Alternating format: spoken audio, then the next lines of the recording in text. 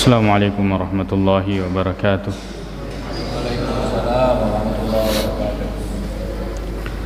Alhamdulillahi rabbil alamin wal 'aqibatu lil muttaqin wala 'udwana illa 'alal zalimin. Asyhadu an la ilaha illallah wahdahu la syarika lah wa asyhadu anna Muhammadan 'abduhu wa rasuluh sallallahu alaihi wa ala alihi wa ashabihi wa sallama tasliman katsira, amma ba'd.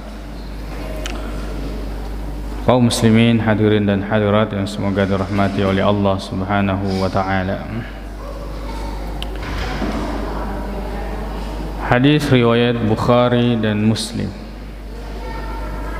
Oleh pangulut Abu Hurairah radhiyallahu anhu, makada qala Daud qala Sulaiman bin Daud alaihi assalam. Nabi Sulaiman bin Daud berkata, la atufanna al-lailata ala mi'ati imra'atin.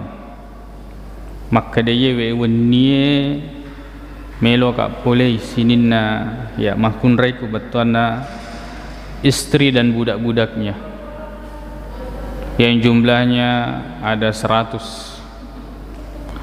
Dalam riwayat lain bitis'in 90. Dalam riwayat lain sittin, yaitu 60. Perbedaan riwayat ini nasabah 60 itu maksudnya istrinya. Adapun tambahannya yang sampai 90, dan 90 adalah riwayat yang paling kuat, itu adalah tambahannya yaitu budak-budaknya, budak perempuan. Jadi semuanya 90. Tapi biasanya hitung ya apa gena. Jadi mereka menghitung 100. Maka dari Nabi Sulaiman bin Daud mengatakan, maka dia wanye saya akan mendatangi perempuan-perempuan saya jumlahnya 100, yaitu istri dan budak-budaknya. Dan semuanya akan melahirkan prajurit yang ahli berkuda, yujahiduna fi sabilillah, yang kemudian semuanya itu akan berjihad di jalan Allah Subhanahu wa taala. Naikia ya Nabi Sulaiman, dia lupa mengucapkan insya Allah. Ya, dia tidak mengucapkan insya Allah. Narekona kuelo ifong Allah Subhanahu wa taala. Maka qadarullah, Allah Subhanahu wa taala mentakdirkan tidak ada yang hamil dari 100 ini atau 90 ini illa imra'atan wahidah, kecuali satu perempuan talidu bisyikki rajul, yang melahirkan setengah laki-laki, setengah bawang. Dia nasoku, tidak sempurna sebagai manusia. Maka Rasulullah sallallahu alaihi wasallam mengatakan, lau qalaha, meningin aseng ya Nabi Sulaiman ini mengucapkan insyaallah la jahadu fi sabilillah, maka semuanya akan hamil dan melahirkan orang-orang yang berjihad di jalan Allah Subhanahu wa ta'ala. Agurung ya yang diala dari kisah ini, yang pertama, maka semua kehendak itu diserahkan kepada Allah Subhanahu wa ta'ala. Nasabah ini la haula wa la quwata illa billah, tidak ada daya degaga elok dan uleta sebab uleta sengadina elok ulena mana fung Allah Subhanahu wa ta'ala. Bagaimanapun seseorang yakin, tetap dia harus menyandarkan kepada Allah Subhanahu wa taala. Karena kadifung Allah Subhanahu wa taala dalam surah Al-Kahfi ayat 23 sampai 24, "Wala taqulanna inni fa'ilu dzalika ghadan, wala taqulanna li syai'in inni fa'ilun dzalika ghadan." Maka jangan sekali-kali kau mengucapkan bahwa besok pasti saya akan lakukan, illa ayyasha Allah, sengadinna narekkona kuelo ifong Allah Subhanahu wa ta'ala. Kemudian jadi kisah ini juga mengandung bagaimana keutamaan ucapan insya Allah.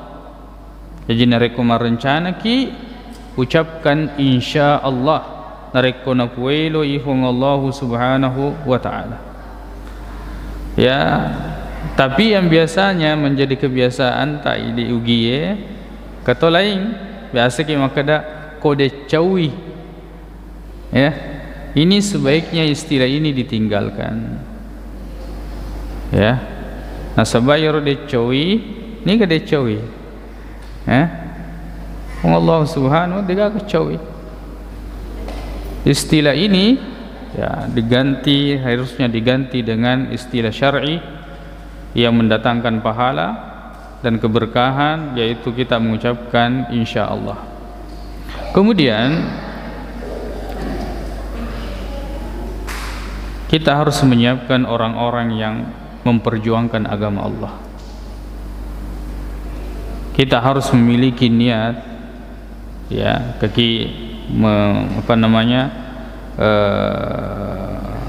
melakukan akad nikah, ya, pernikahan, kita berkumpul dengan istri, kita niat kita untuk melahirkan orang-orang yang berjihad di jalan Allah subhanahu wa ta'ala, ya petatongi agama Allah subhanahu wa ta'ala. Jadi itu memang diniatkan, dan kita senantiasa mengucapkan insya Allah. Dan agama Allah subhanahu wa ta'ala ini harus diperjuangkan. Nekia al-Islamu, ya, bahwa yaro agama selenge tetap akan jaya, tetap akan tinggi dengan kita atau tanpa kita. Dengan kita atau tanpa kita. Jangan kemudian kita mengatakan bahwa ya Islam ini karena kita. Bukan. Islam ini jaya karena kita. Kita lah yang jaya karena Islam. Nasabah agama asal dengan. Kita mengambil kebaikan dan keberkahan dengan memperjuangkan agama Allah subhanahu wa ta'ala.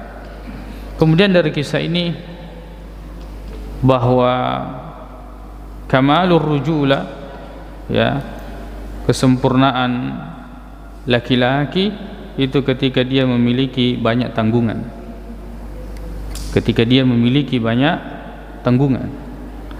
Makanya kabilah, ya, kebiasaan orang Arab ini yang paling kuat adalah kabilah yang memiliki banyak, ya, keturunan. Memiliki banyak keturunan. Dan Allah subhanahu wa ta'ala memberikan kemampuan dan kekuatan itu kepada laki-laki. Kata Allah subhanahu wa ta'ala, ar-rijalu qawwamuna 'alan nisa, bahwa laki-laki itu pemimpin atas perempuan. Keluarga itu akan, ya, tastaqim, akan lurus tegak kalau kemudian laki-laki itu bertindak sebagai laki-laki dan perempuan itu sebagai perempuan. Ajana tak balik. Jangan tertukar. Istri yang jadi laki-laki, kemudian laki-lakinya yang jadi istri. Ya. Jadi harus laki-laki yang menjadi pemimpin di dalam kehidupan rumah tangga. Kemudian di dalam hadis ini juga menjelaskan bahwa, ya, setiap, ya, nabi atau rasul itu memiliki syariat tersendiri. Tidak boleh kemudian datang orang-orang yang mengaku umat Rasulullah sallallahu alaihi wasallam kemudian yang dia ikuti adalah syariatnya Nabi Sulaiman, maka mau menikah lebih dari 4 orang. Itu tidak benar. Memang, ya, syar'u ma qablana man qablana syar'ul lana, bahwa syariat sebelum kita ini itu syariat untuk kita selama tidak ada yang, ya, menyelisihinya atau tidak ada dalil yang menghapus hukum-hukum amalan atau syariat-syariat yang telah lalu. Kaum muslimin, hadirin dan hadirat yang semoga dirahmati oleh Allah Subhanahu wa taala.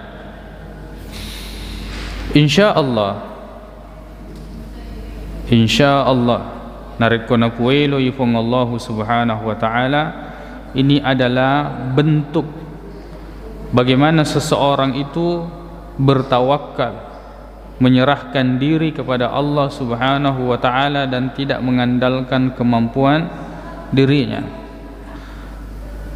Begitu dalam dakwah. Makoro nareko kita ini ingin menyebarkan agama Allah Subhanahu wa taala, sandarkan kepada Allah. Jangan sandarkan kepada ustaz, jangan sandarkan kepada siapapun selain kepada Allah Subhanahu wa taala. Allah akan menolong agamanya dengan kita atau dengan orang lain. Kita ini adalah orang-orang yang mengambil kemuliaan, mengambil kebaikan dengan memperjuangkan agama Allah Subhanahu wa taala. Kemudian tidak diharapkan orang yang paling, artinya orang yang paling diharapkan untuk memperjuangkan agama Allah melalui dirinya dan keturunannya, yaitu orang-orang yang beriman kepada Allah Subhanahu wa taala dan memiliki keutamaan serta keilmuan. Jadi ini nariko kenapa hatta ini tosi apa mula kita mulai dari keluarga, kemudian keturunan kitalah yang melaksanakan syariat Allah Subhanahu wa ta'ala. Ya, ini biasanya